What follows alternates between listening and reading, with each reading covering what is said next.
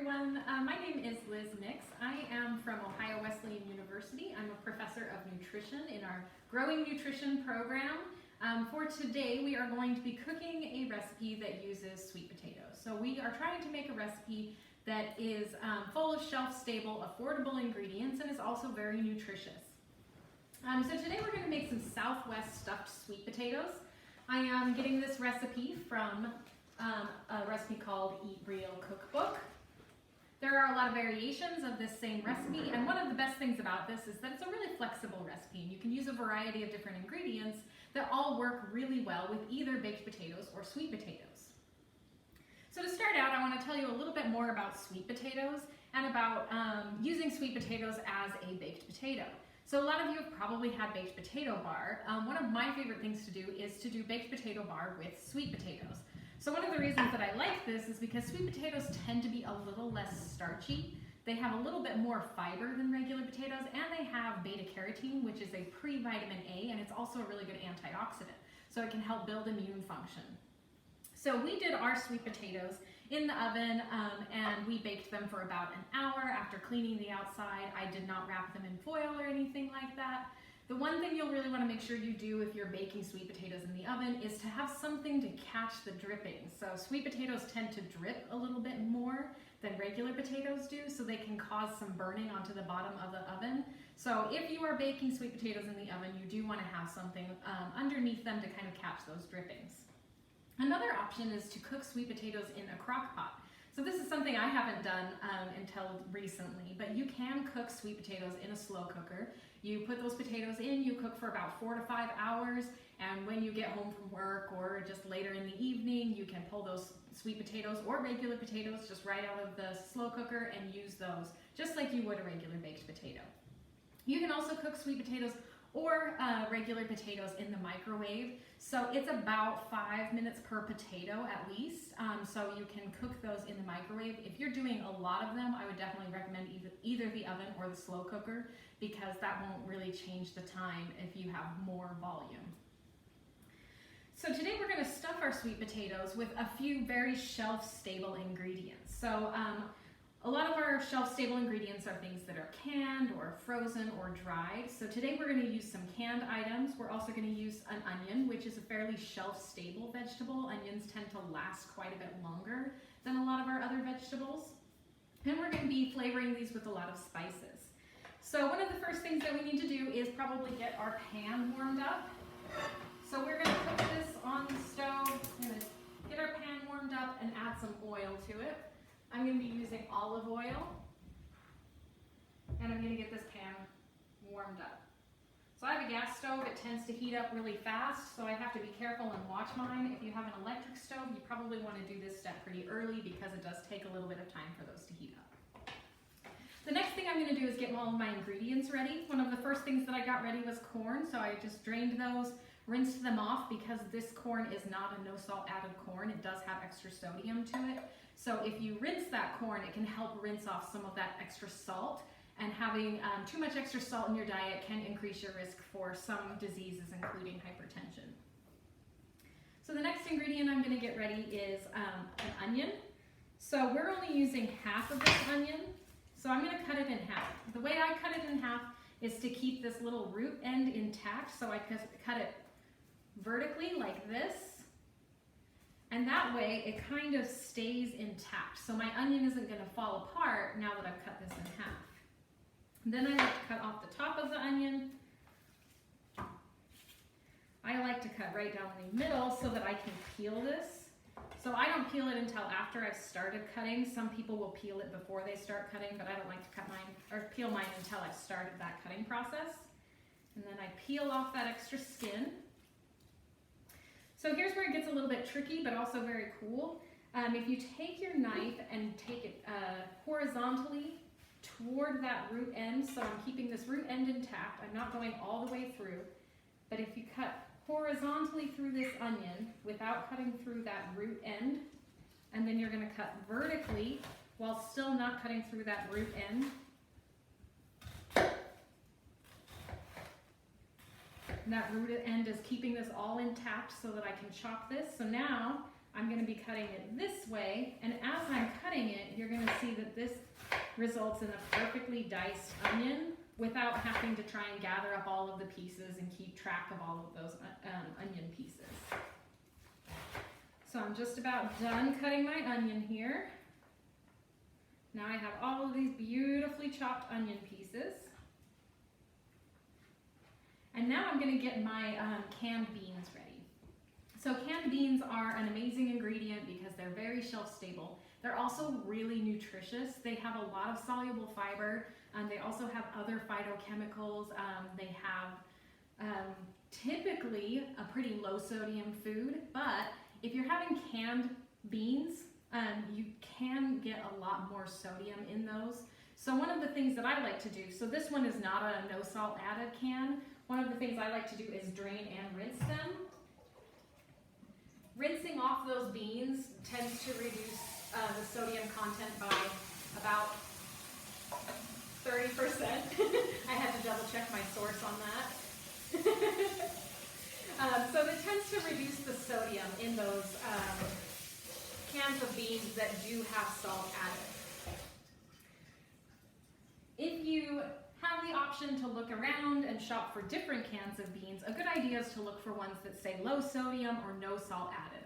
So this means that there's no sodium added during that cooking process, and so you don't necessarily have to rinse it, although I still like to rinse it because I don't like having that extra sauce in there. The next thing I'm going to make sure that I do is get all of my spices ready. So this recipe called for cumin, salt, and pepper, but because I like to add a little bit more seasoning to my recipe, I also added chili powder and garlic powder, but that's just because I like both of those seasonings a lot. So I measured these out beforehand. One of the good things about measuring out your spices beforehand is that you're not directly having that bottle over steam or heat. So sometimes if you have the bottle over steam or heat, then it will damage those spices and they'll lose some of their potency. So if you separate it out beforehand, that will help preserve your spices and the shelf life of those spices, and it also makes it easier to just dump this all in at once. So I'm going to check on my oil and see how that oil is doing. Feeling pretty warm over here. So I'm going to add my onion in here.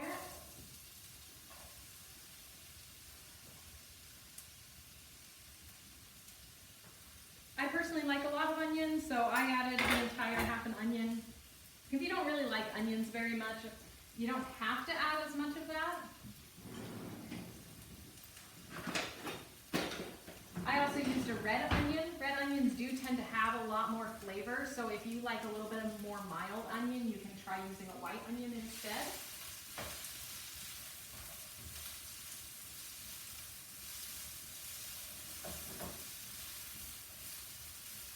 So I'm just going to saute my onion in that warm oil. I've got my beans ready to go here in my colander, and I've got my corn ready to go here, so I'll add those after those onions have had a little bit of time to cook.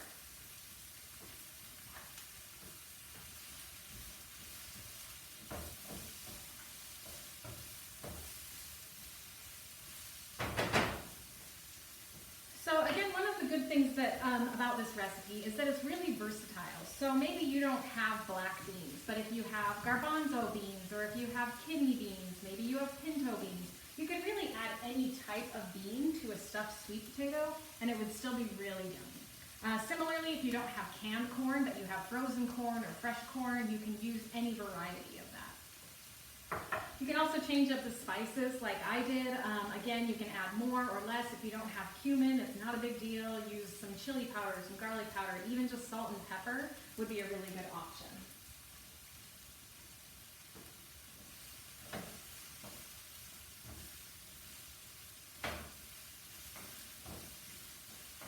Alright, so my onions are starting to get translucent, and some of them are getting a little bit of a color to them, so they're getting a little bit not burnt, but cooked.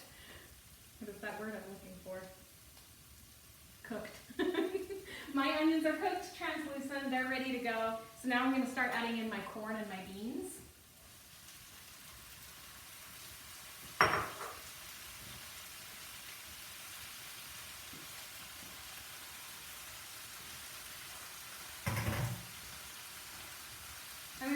sauteing those around a little bit.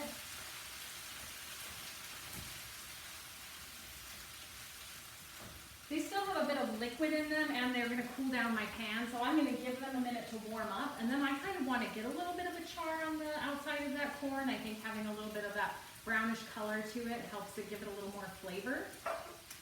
So I'm going to let that cook for a little bit longer, and while I do that, I'm going to talk a little bit about toppings that you can use for this. So obviously the corn and bean and onion mixture is a great topping all on its own. You don't necessarily have to add anything else to this. But if you did want to add a little bit more, you can add some cheese to the top of this. You can add a scoop of sour cream. Or if you wanted to try something that had a little less fat, you can use a Greek yogurt instead of sour cream. And a lot of people really like that. They can't taste any difference, and it has a little bit more protein and a little less fat. You can also add salsa. I'm going to use this thick and chunky salsa. As you can see, all of these ingredients are the store brand. For the most part, you're not going to have too much of a difference between name brand or store brands.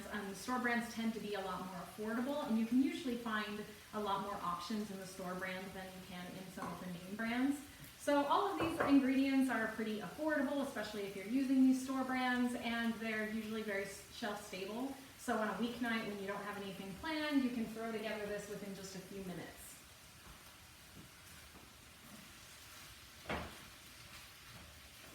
All right, so my corn and my beans are still kind of cooking up here. They still got a little bit of liquid on them. I'm going to turn up the heat so that they can get a little bit more of that browning on them. Another thing that you can add to this, if you're really in a pinch, is you can add just a canned chili.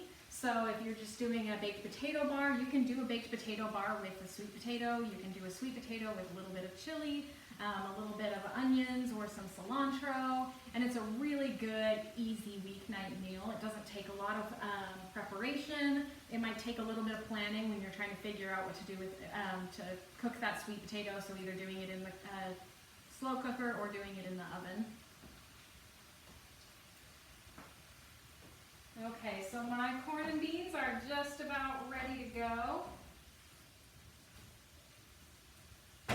I'm going to add my seasoning in here, and again, they're already measured out.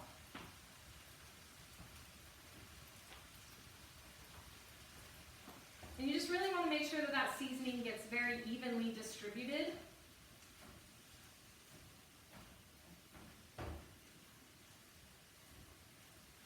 So I use salt in this recipe, but a lot of people will omit the salt if they're using a can of beans, for example, that has sodium in it. You don't necessarily need that extra salt, and if you're trying to minimize the amount of salt in your recipe, you can always add more seasoning. So one of my favorite seasoning is chili powder, especially on Southwest flavors. Chili powder doesn't have a lot of heat to it. If you did want to add a little bit of heat, you could add something like cayenne pepper or red pepper flakes, and it would give you that little bit of heat to go along with this. All right, so now I've got my corn, bean, and onion mixture. I've got all my seasonings in there, and they've all been heated thoroughly. So I'm going to just take some of this corn bean mixture. I'm going to get a measuring cup here. I'm going to open up my potato. I'm going to take some of this corn and bean mixture, and I'm just going to scoop it right onto the top of my potato. So I'm just going to stuff this potato so that I have a lot of corn and beans in there. This will help it be really filling. It's also got a lot of nutrients, a lot of fiber. And then we're going to add a little bit of this salsa to it, and I'm certainly not going to measure. I'm just going to add a little bit to the top. And then personally, I would add probably a little bit of sour cream, but I'm all out of sour cream, so we're not going to be adding that today. And I have some somewhat pre-cut cilantro. So cilantro is a really good, flavorful addition. Some people really don't like cilantro, so if you don't like cilantro, don't worry about it. You can leave it off. This is one of those optional toppings. Maybe some people like it, some people don't. By not adding it to the corn and bean mixture, you can just add it on at the end. And then people who like it can have it, and people who don't like it don't have to. You could also add a scoop of Greek yogurt or sour cream at this point, or you can add a little bit of cheese to the top of this. So really you can make this however you want. I like to add a little bit of cheddar or the Mexican blend cheeses to it. Gives a little bit of that creaminess, creamy flavor and texture. And you can also add a little bit of sour cream, but know that those tend to be a little bit higher in calories. So if you're trying to keep the calorie load down, then adding those lower fat options help.